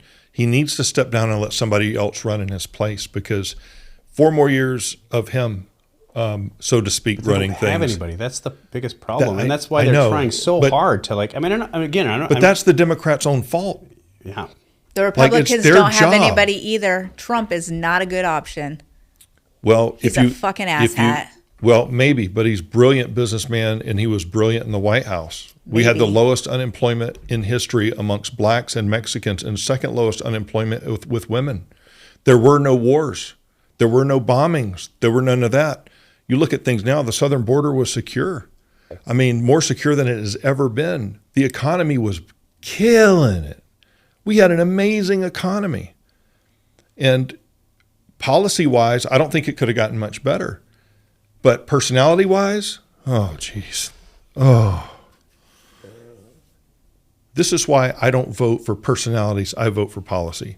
Because you hit the nail right on the head. The quality of people, Biden is a crime lord. You got to be kidding. This guy's taking money from Ukraine and China. He is sold out, okay? All the evidence points to that. Trump, I'm not saying he's any better. He's just a different kind of bad, okay? There are no honest politicians. Who was the last honest politician we knew? Maybe JFK? No, he was cheating on his wife. Oh, it must have been Reagan. I think Reagan may have been the last moral, so to speak, ethical president we had. We look at Obama. Nope, that guy lied a bunch of times. He deported more people than Trump did. Nobody talks about that. You know what I mean? He said you can keep your doctor. He lied to everybody. Can't keep your doctor under Obamacare. So they're all crooked as hell. Sure. All of them. It's just, that's why I just say, you know what? I'm just going to turn a blind eye to who you are. Vote. What are your policies? You have to vote. Those people that say, I can't vote, you have to Then they can't complain. If they don't vote, they can't complain. You have to vote. Right? You got to vote. Yeah, I agree. Did you guys vote? Absolutely. Oh, yeah. Did you vote in May yet already? Mm-hmm. Good. Yeah. You did? Mm-hmm. Okay. All right. Yeah. I don't care who you vote for as long as you vote. I mean, I do care who you vote for. I'm not going to ask you who you voted for. I didn't vote until 2016. That was the first time I'd ever voted. I'd never even tried and had no consideration. But I felt like 2016 was I'll vote every year now for the rest of my life. So yeah, same. I really didn't pay attention to politics very much until I started looking at my wallet going, wait, what's happening here? I think it was when maybe I grew up or something. Yeah, I don't know, when I became an actual business owner, that's when man, this might actually affect me. Right. I mean, everything affects you, but you don't know it. You know, if just you're W-2 employee, what do you care? You just, Yeah. Well, and I think so. What I have discovered getting more into politics is the young and the really old don't trust the system, and neither one feel like their vote is. Counts. And so I have to basically, without doing it for him, force my son to vote. Like, come over to the house. I'll sit down with you. I'll explain the things. You vote the way you want to, but you have to vote. Because he doesn't see where his vote counts. However, here in Gresham, the last time we had the vote for our mayor, I mean, our mayor only won by something like 14 votes. Really? It was they had to recount. Is that Morales? Is it Morales? was Morales and Stovall. So when they were going against each other, they had to count them again. So it was a very, very thin margin. And of course, the presidential and bigger things are less of such a thin margin. But if all of the people decide, oh, I'm just not going to vote because my voice doesn't matter, then it's being decided for you, whether you agree or disagree with the outcome of it. You can't, if you're not going to participate, you can't participate. Yeah, I agree. And just like you said, whoever you vote for, whatever, that's the freedom Americans have, right? We can vote for whoever we want. It's I mean, you can write in a vote. Think of how many people have voted for Mickey Mouse. ERINBEGGS is who we're all writing in. Please don't write in me. I do not want it. But you're right. I need people to like me. I can't be a politician. Everybody hates them. Yeah, well, there's a good reason for that. And here's another thing. Almost every politician is a lawyer. Do you know that? Everybody on Congress, lawyer. Everybody on the Senate, House, lawyer. Every former president, except for one, I know Trump was not a lawyer, but everybody else, lawyer. Do you think it's because they're trained to talk about tough situations? No. All about manipulation, because it's just you have to manipulate the facts, and But you don't really learn that in law school. They have to know constitutional law, because if you're going to serve a state, like a given state or a county, or in Washington or here in Salem, you have to be very adept to the Constitution of the United States so that you don't try to pass things that violate the Constitution of the United States. Now, that certainly doesn't stop people from trying, but that's why they're lawyers. They have to understand how the Constitution is written, what the Bill of Rights is, et cetera. Right. And most people don't know what those documents say, but the lawyers do. And so they're supposed to. Why do you think it is that we're having such a hard time getting people to run for political positions? Because even here in our small area, just in Oregon, it was like pulling teeth to try to find people who would actually run for any position. Do you have a theory on that? Absolutely. I know people who are running, and I know people who ran for school board, got on the school board, and didn't get on the school board. And that's just kind of a minor position, even though it's very important. Sure. Here's the deal. It's dirty. Mm-hmm. You look at the city of Gresham. It was Morales and Stovall, right? For the mayor, yes. Okay. You look at even the school board. You had David Ligatich, you had Stephanie Kraft, you had a number of other people. Those are just a couple of their names that I remember. Everything you've ever said and done is now under a microscope, right. And not just under a microscope. It's going to be public. Maybe you didn't do anything, but you hung out with someone once who did something really bad. Right. I can think of a number of people, right, that we all know that go maybe to our chamber, maybe some other, and there's some history there, or alleged history. Doesn't matter. Yeah. It's all going to be exposed. And how's that going to affect your children and how they get along at school? How is this going to? And so you have to be really willing to sacrifice every bit of peace not only you have, but your spouse and your children. Now, if anything's going to keep somebody like me out of politics, I'll tell you what. If I had any F's to give, then I wouldn't even consider it. But because I don't care about all that, I do care about my children, though. Right. That is the one thing that keeps me out of that kind of public thing. And I think it would. Any father who loves his children would be like, man, I don't think I could bring that down on them. I think that's one thing. The other one is it's so divided that you immediately, half of everybody you know is going to hate you. Right. And so, who wants that life? Is it worth it? No, just let somebody else do it. Forget this. Right. Well, even races that are not affiliated with parties, right? I'm blanking on the name of. There's a specific name they call it. Independence? No, it's like city council. Oh, okay. Right. Yeah. There's no party affiliation to the city council seats, Mm-hmm. so it doesn't matter if you're a Democrat or a Republican. Yeah. You don't run as a Democrat or a Republican. You just run as a person. Yeah. Even in that, political parties are coming into play. Yeah. When you're running, and so they tear you apart. So divide. And it's gross. I mean, I've been a part of some of city council members who have run for different positions, and it gets super dirty. And you have to. It's like it goes back to the machinery in the field, right? You have these thoughts. Do you act on them in order to give you the upper leg on running against your opponent, or do you let it go and you run on just your principles? And it is really hard for me to vote for anybody who bases their entire platform on what the other guy can't do. Yeah. It's like, okay, great. The other guy can't do those things. What can you do? Like, why haven't you said what you actually can do? Well, because they'll never be held accountable Right. accountable for those promises. Yeah. Yeah. That's why. Are they still teaching politics, like actual politics in school now? I mean, I know that I remember when I was in, I remember it, like, because they've taken economics out and that sort of thing. There's a lot of things. They touch on it. So I think it's like in social studies where they touch on the hierarchy. But I mean, I didn't even really realize how it works until very recently, and I'm still learning. Like, because I have really no concept. I mean, I for the most part, I know that there's specific departments that I know where I really want to make sure, because I just filling out my own voter pamphlet. In fact, I think it was yesterday or day before yesterday. There was a lot of things on there that were unopposed. There's just one person. The judges. All of every judge. Yeah. Completely unopposed. And then my brain goes, maybe I don't know enough about politics, but why are these people all these people unopposed?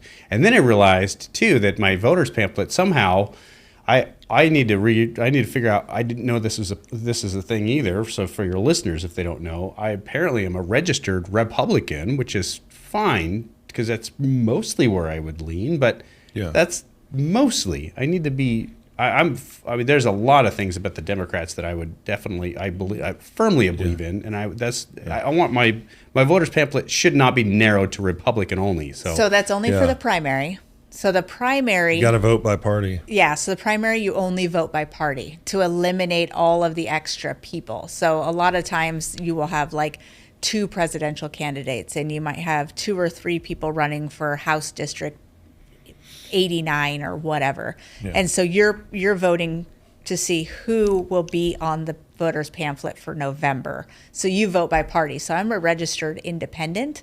And so my ballot was a third as big as my husband's, who's a registered Republican, because there were no registered independent anybody running. So I got to vote for like the DA, a few measures, levies, and then a whole bunch of judges. But there were no. I didn't get to vote for either president on either side because there was no independent running. And so in the primary, you only get to vote for your party. Why can't they just let everybody vote for whoever the hell they want? Why is Lloyd stuck with the Republicans? Why are you stuck and I stuck with the independents?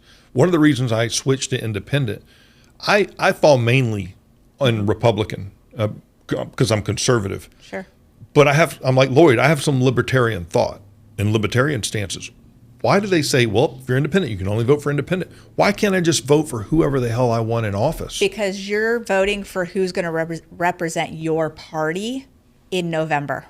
And in November, you can vote for whoever you want. And see, Republican, this is a Democrat, problem.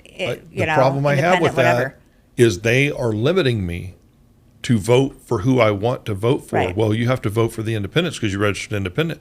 Wait a minute. But what if I don't like any of the independents? What if I think a Republican or a Democrat will do better instead of my independent guy? I'm roped in. I can't do anything. As you can tell, I'm a little energized about that. I am not happy that I have to vote somebody who's not, so for the or that is in my primary. Some people will switch their political party affiliate for the primary if they want to vote for a specific person to succeed.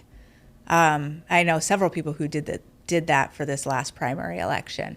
But when it comes to November, you can vote for anybody. What you're doing is you're just narrowing it down who's going to represent your party in November. Well, part of it is my own rebellion. I don't like anybody telling me what I can and can't do, especially in a country where I'm supposed to be free. Right. I should be free to vote for whoever I want, how I want, when I want, etc.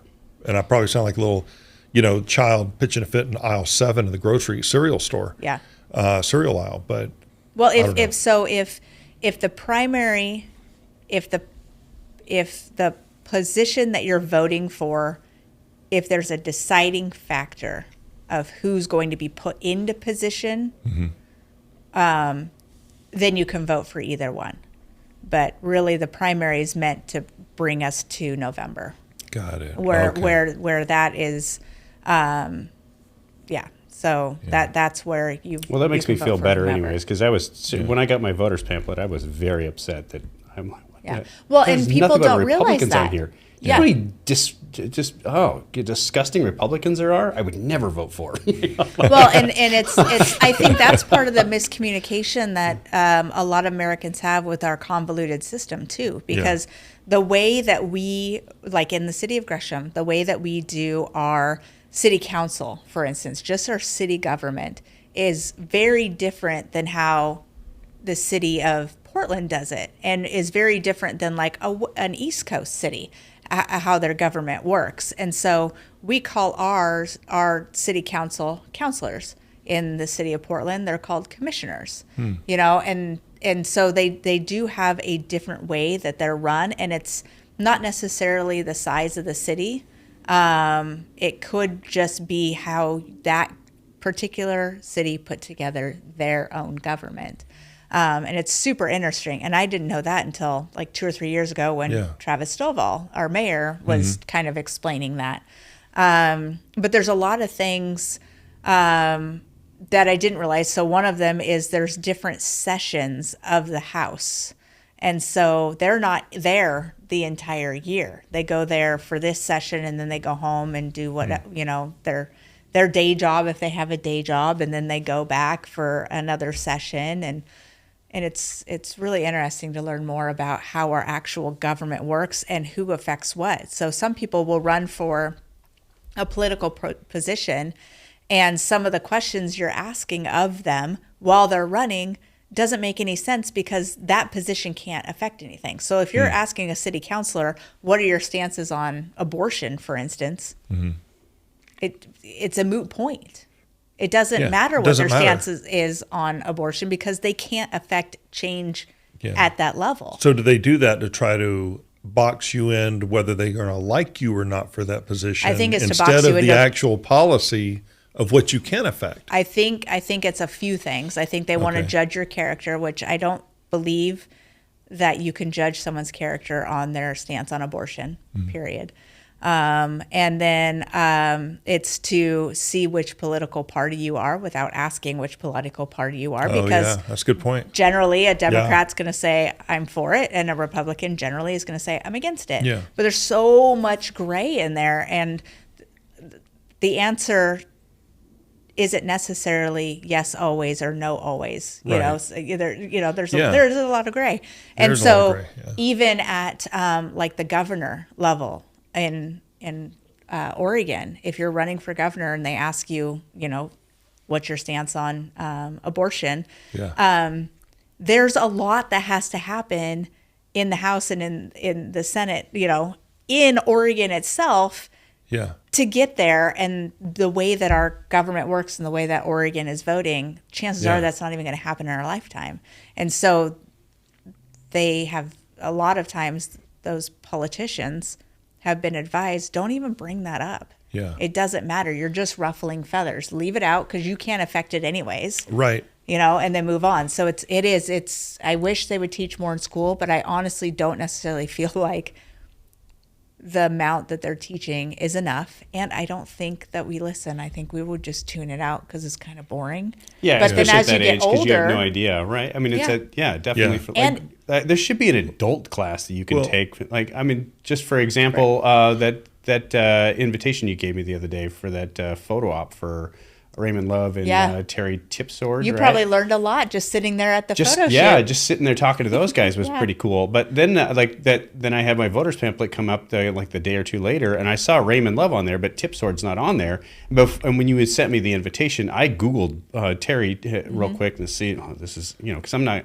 I don't want to associate with somebody that I would never vote for, right? And if this is like, no, I'm like, before I answered, I'm like, all right, he seems like a nice enough guy. I don't have to know him. I don't need to know what it's about, but sure, I'll attend it, right? And that was, but he's not on that voters pamphlet. It's because you don't live in his district. Okay. Yep. Yeah. So you see all these people running, but most people don't even know what district they're in. Yeah. So they're all rally about certain politicians, but you can't. And then you go to vote for them, and you're like, but where are they? You can't vote for them because you don't live in their district. Yeah. As important as kids need to learn how government works so that they can have an effect on government, right? And influence on it, because they're either, like you said earlier, Aaron, you hit the nail on the head, in my opinion. You said you're either going to be involved or you're not. Everybody should be involved at least to some degree, because this is the community in which we live, and the vote choices that we make are going to dictate our lives, especially on the grassroots level. We can't control what happens in Washington. I'm not saying our vote doesn't matter with the president, but our vote is far more valuable on the local level than it ever will be in Washington, D.C. But one of the things I know that should be taught in schools, in my opinion, not that I know, in my opinion, is, my kids didn't know, they had heard of the Constitution, but they didn't really know what it said. Abraham Lincoln's speech, they kind of maybe heard about it. The Bill of Rights, the amendments. Oh, yeah, that's part of our government. Mm-hmm. But you as an American, so that you can know what your rights are, and even as important, just as important, knowing what the other people you don't agree with and don't agree with you, knowing what their rights are, so that, not that you can box them in, so that you can respect their views, even though you vehemently disagree with them. They are Americans. They have rights. They have a voice just as valuable as yours. Mm-hmm. And without understanding how the Constitution provides that, you don't have any basis for that knowledge of how it works. You can say, oh, we have freedom of speech. Yeah, but did you know what that means? Do you know how that came to be? We've lost the value of what history means to us and how valuable history is. Without history, you have no basis or no justification for why you think what you think and why you believe what you believe. Right. And if it's not there, it's just simply not there. I do find it interesting that number one was free speech, right? And then they said the second thing of all the things they could talk about on the Constitution when they're writing this thing up, the very next thing they talk about is the Second Amendment, which is, you've got free speech, but you might want to get you a gun. Because, you can say whatever you want. Amendment number 2, you might need to be armed. Well, our education system is so listen, regurgitate, that we don't retain anything. No. And if and we're taught a lesson plan that the teachers know a high level about, right? So there are teachers that are specialized in things. We see this more in middle school and high school, where they teach different subjects. At the grade school level, they teach a little bit of everything. And you can't expect somebody to be an expert in all of the things. So it's more high level stuff. But if you teach it in such a way that the kids want to learn, which is much harder to do than I say it is, which I completely understand that. But if I was taught politics and how it actually affected me, and in more of an entertaining way, I think I would have paid more attention. Yeah. All our history teachers were boring. I had a really great history teacher in high school, and he taught American history. Oh, you're lucky. He was British. And he was freaking hilarious how he simultaneously taught us about the Revolutionary and Civil Wars while tearing us down. It was amazing. Everybody loved him. He had dioramas. He was great. But if we had people who said, hey, when you vote on measures, this is how it affects you. When you vote on the DA, this is how it affects you. When you vote on House district, when you vote on Congress, when you vote on president, you vote city council, those kinds of things. This is how it can affect you personally, because these people live here. You know, our city council, our mayor, they have to live within the city in order for us to vote for them. So you're saying if they knew the effect all this had, then they would participate? I feel like we'd have more participation. I agree. Yeah. Lloyd, it has been great having you on here. It really has. You got to keep coming back. I don't know why. We might even, Aaron, we might need a third host. We might need a third host. Thought provokers. Welcome. This is our host, Aaron Beggs. I'm your co-host, Jamie Worley, and also other co-host. Other. Lloyd Armadas Exteriors, Fleet of Fleets. The Fleet of Fleets. Anderson. Fleet of acronym fleets. Yeah. What do you think of that, like, we make your house look like your ship came in? Nobody had any comment on that. Nobody? What? What are you talking about? We make your house look like your ship came in. You know that old saying? Yes. Yeah. Oh, my ship came in. Yeah. Erin is the social media. She runs a company called Social by Design. I think Erin has some homework. We make Are you your trying house to come look up like with a your new ship. like motto or a new tagline? Yeah. Okay. All right. I don't know if I love that one. Set sail for action. Ooh, what kind of action? Wow. Boom, chicka, wow, wow. Oh, God. How many buttons do I have? You have one more. Do it, Lloyd. Do it. Do it for our listeners and our viewers. Get us some ratings. God, you guys are sick, both of you guys. You wanted the ratings. I just want one more listener this week than we had last week, and on and so forth. I do want to Then ask we'll you have before we end this session. I do want your opinion on this. All right. So mine? Yes, I want geez. your opinion specifically. Right, and I'm going back to this damn stars and stripes bucket right here. Okay. Right. Okay. Yeah. Because I told you I have that jacket. You've seen that jacket, the one that has the like half torn American flag on the back of my jacket. Yes. Yes. Okay. So I bought that jacket last year, and I saw that jacket, and it's got a concealed weapon slot on it. I was like, oh my God. But I looked everywhere for this jacket that didn't have the flag on it because I wanted that concealed weapon slot, right? Yeah. And I was desperate to find one, and I went to several different coastal ranch, and they did not have it. And I finally went, man, the only reason I don't want this stupid jacket with this stupid American flag on it is I don't want anybody to look at this jacket and see that American flag and go, oh, he's another bigot. Yeah. That's literally my opinion. Can I give you my opinion? Yeah. Can I give you my I don't think he very was asking you. Can I give you my very purple Democrat opinion? Purple. Purple. That's blue. Rain. Don't do that again, Purple. please. Look, the Sasquatch's head's moving. Don't do that again. He's shaking his head no. I feel like there is nothing wrong for having pride in these United States. I think that there exactly, but that's the problem. Is it is a problem. I think that people look at that coat and they go, it's a bigot, I think it's not because pride. it's associated, flags like that, flags in general, are more associated with Southern redneck Republicans. It's just associated that way. Yeah. If you go to other countries, most other countries don't have vehicles with flags on the back of them or people hanging out their flags at their front door or on their porch. There are very few countries that are so prideful that do that. I do not like that our flag is associated negatively because we fly our flag. We're very proud of it. My husband is a Marine and we fly it regularly. We have a nice big one. It's on the flagpole that he got from his grandfather when his grandfather passed away. Yeah. His grandfather had a flagpole in his front yard. He would raise the flag in the morning, take it down at night. I mean, it was a thing. He always did it. And I think that there is nothing wrong with being prideful in the American flag, and we should be able to wear it other than just the week that surrounds the 4th of July. Agreed. And I am sorry you feel that way and you had to go through so much effort to not be associated with that certain sector of people Yeah.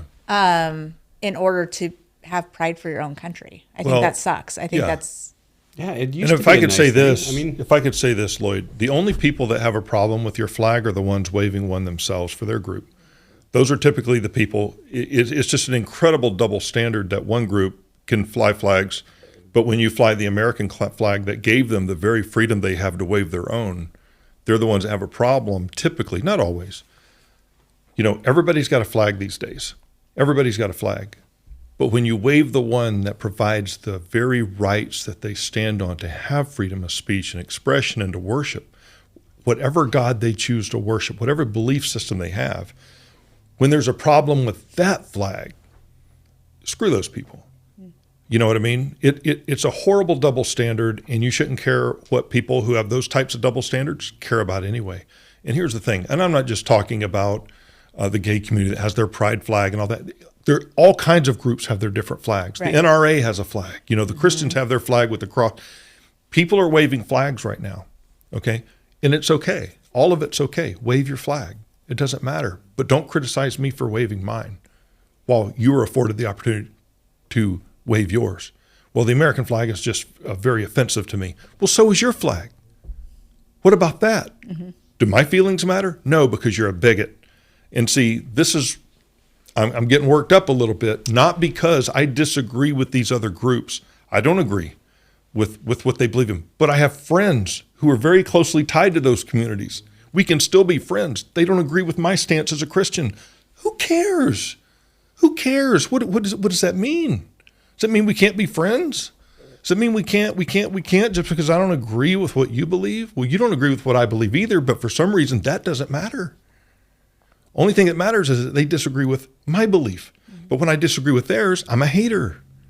You know what I mean? There's this double standard. And if somebody has a problem with your American flag, you don't need to be worried about that, in my opinion. It's hard because we run businesses, and a business can be affected by those things. Right. Just ask Bud Light. yeah. How'd that work out? You know what I mean? And I'm not saying Bud Light did anything wrong, but I'm saying is there are consumers who are going to respond to whatever political stance you and I and Aaron take, because all three of us own businesses. However, I do not think having the American flag should be a political stance. Period.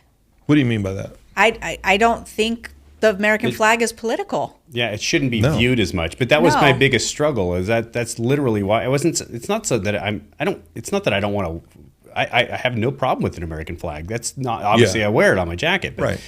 I was like, I don't want people to view me as this. And I remember 5 years ago we went on a camping trip, and my brother-in-law went, and he's ex-military, and he at the end of his trailer he posted up an American flag. This is 5 years ago. Okay, if you think about during 5 years ago, what was going on then, right? And he has his flag on the end of his trailer. And I remember somebody riding by in their big old truck, and they stopped to go, ha ha, bunch of goddamn Donald Trump lovers, and then took off. I'm like, yeah, there's the key. Because of the American flag? What? There's the key. Then they took off. There's the key. But that was the Get point. out of Like your 5 years car ago and was a come talk Donald to Trump me. thing. Today it's a bigotry and narrow-minded ignorance and just it's just changed perception and can we just not have an American flag that stands for the United States and not something else? Too many people died Aaron's for right, that though. flag. Aaron's right, though. She's 100% right. It's merely an association, an inappropriate one. Just because, and I'll tell you why. And if you track this back, you can do your own research. Don't listen to anything I have to say. Do your own research. When you look at when the American flag started to being waved, okay, that didn't happen until other groups began to come out and put their flag in your face to force you to accept everything it was never a problem. It was the lifestyles that was never a problem. Yes, there was some ostracization, absolutely. But it was never, you didn't see the American flags being waved as passionately as they are today until the other people started waving their flags, not just waving their flags, but forcing you to adapt and affirm everything that they thought. And if you disagreed with that, you were either a racist, you were a bigot, you were a homophobe, you were all these things. It wasn't until that agenda was being forced on everyone to accept the way that they want to be accepted, and I don't fault them for that, but when it began to be pushed on everybody else, then the American flag came out, and they were waving it passionately going, this gives me the freedom not to do that if I don't want to. Don't push that on me. There wasn't all this flag waving until that happened. And it wasn't until it was being pushed on everyone. And if you did not accept that, then you were a bigot. And Americans who didn't want to accept that said, whoa, whoa, whoa, dude, you live your life, I'll live mine. Let's just go back. Nope, you're going to accept this. So Americans started pulling out their flag going, this says I don't have to. I have the freedom to not get on board with what you're doing. You do you. Now, if there's an American that comes out and it looks at, let's say the trans community and says, you must stop being trans, you must stop being homosexual, I'm going to defend the homosexual community on that. I'm going to defend the trans community on that. You as an American, you have the right to be whatever you want to be, but you don't have the right to push my freedom around, okay? And I don't have the right to push yours around. You have just as much freedom as I do. Don't impose on mine, don't infringe on mine, and I won't infringe on yours. Why can't we do that? Why can't we do that? And if we could just scale back, if the Republicans could scale back, if the Democrats could scale back, if the trans community could scale back, if the Black Lives Matter could scale back, if all these groups could just scale back a little bit and stop forcing what you believe on everyone else. And Christians are some of the worst at doing this. I will admit that. It's hard because morals are so tightly wound inside of us. We believe so much, and that's not just what we believe. It's part of who we are. And we don't like anything that disrupts that. I don't like anything that disrupts what I believe as a Christian. But here's the deal. Get a bicycle helmet, okay? Life is tough, okay? Get some thick skin. Stop being triggered by everything. And I'm not just talking about Democrats. I'm talking about Republicans too. Now I'm on a diatribe. Everybody has freedom in America. Live how you want, but don't infringe on everybody else. And both sides there's guilt to go around. And I think that's a good bookend to the end of this whole thing, because no one's perfect. There are no really good people. I mean, there's some good people, but everybody's capable of doing bad things. I mean, Lloyd's the best person I know. Morally, you don't know many people then, morally, and he was going to steal this giant piece of equipment in the middle of some poor guy's field. So I wasn't. That was the point. I didn't want to. I struggled with why it was in my head. Oh yeah, you hear how his tune's changed, Aaron? Yeah. Now his tune is changing. Listen, I got out of my truck. I took the American flag down off the back of the truck. I put it under my seat and went, "Why do I want to steal this equipment?" Wow. Joe, boy, this has been an episode, hasn't it? Yeah. Well, you really got me fired up. Like 3 times. I'm going to get a lot of hate mail on this, aren't I? Well, actually, they're going to talk to you because yeah, they'll talk to me. I'll tell you what. One of the things I found out is that when people have an issue with me, nobody comes to me. Nobody comes up to me, and they always go to her. It's because you're big and white. Yeah, you're brooding. Hey, why you got to bring my whiteness into this? Why you got to bring my white because privilege other into people this? will. My white privilege, man. My dad. It's not a privilege anymore. You know that, right? It's very quickly just disintegrating. To be my You're dad. welcome. My dad grew up homeless. My dad grew up a little bit homeless in Atlanta, and somebody told him he owned a company. Oh, you and your white privilege. He bought. I thought he was gonna. Anyway, that's just a very dangerous thing to say. Very dangerous thing to say. Yeah. Well, anyway, on that note, Lloyd, thank you for being here today and riling up this guy. Like I said, he has many soapboxes that he likes to stand on. At least I'm clean. I like Lots poking of the bear. soap. It's nice. Well, this morning at one of my referral groups, we were talking about active listening and listening to learn and understand more so than to react and respond. And so why not ask these questions? I may not agree with everything that comes out of your mouth or that you didn't steal the equipment. I would have. You want to know where it is? Yeah, I do, actually. I could use $10,000. Is it worth more now? No. Oh, dang. All right. But I think it's important that we have conversations that are open-minded so we can educate ourselves into why other people think that the way that they do. And it may change our minds and it may not, and that's okay either way. Agreed. We can have our own opinions, and that's okay. As long as they don't conflict with other people's. That's right. Absolutely. And as long as you listen to this podcast, Yeah. share with your friends. But what do we know? We're just 3 white people, Right. We are. Oh God! Yeah. Look, come on, we're trying to wind this down, and you're going to He's get me winding going her- again. You're winding him up. But yes, but I mean, like, come on, He's like you need a some he's like diversity in a here. man. Jack in the Box. I wasn't going to say I really got to use the bathroom really bad, and I have for the last 25 minutes. Pop goes Jamie. I'm no weasel. Okay, I thought you were going to call me a weasel. I'm not a weasel. All right, should I'm I pretty say the slippery things? though. Should I say the things? Yeah. Like, subscribe, share, Yeah. punch, do all the things, and we'll see you next week. Yeah. Yeah, we're out. And hopefully he'll have some diversity. Maybe Oh, not. jeez. Would you stop it already? Bye. Bye. That's not how you normally say it. How do I normally say it? You do it. Bye. Bye. That's it. Toodles. Bye. Oh, toodles. Damn, you got. I don't know if y'all did that on purpose.